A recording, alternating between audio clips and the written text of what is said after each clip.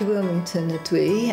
Dwi'n filfeddyg, ond dwi ddim yn gweithio mewn practis cyffredin. Dwi'n gweithio yn y labodi patholegol milfeddygol ar y buath yn Aberystwyth.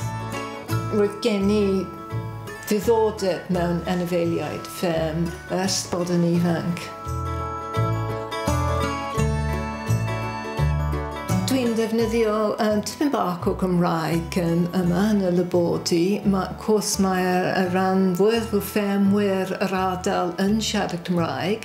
Yn aml, wrth siarad am materion technegol, mae nhw yn defnyddio un gair Saesneg bob hyn a hyn, ac dwi'n gwneud yr un peth os dwi ddim yn gallu cofio y gair cywir. Dwi'n defnyddio gair Saesneg, ond dwi'n credu bod well gyda nhw i mi wneud hynny na just troi yn ôl i'r Saesneg yn gyfan gwbl. Dechreuais i dysgu Cymraeg pan o'n i'n gweithio yn Rhuthun yn y Gogledd yn y 80au, ond dysgais i dim ond tipyn bach yna jyst i gymdeithasu.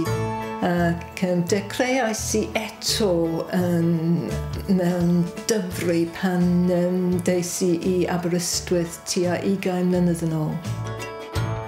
Llynedd nes i sefyll arholiad cyntaf i mynediad at Orsedd y Ferdd, ac dwi'n bwriadu sefyll yr ail holiad eleni.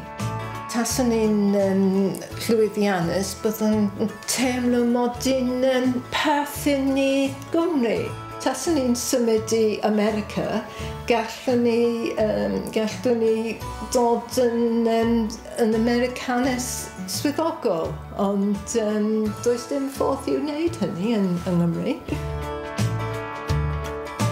Un o'r pethau dwi'n dal i ffindio yn anodd, of course, yw tafodiaeth ac acennau cryf, acennau Ynys Môn, ac dwi'n trio gwrando ar rhaglenni teledu lle maen nhw yn defnyddio amrywiaeth o acennau a trio deall beth maen nhw'n dweud.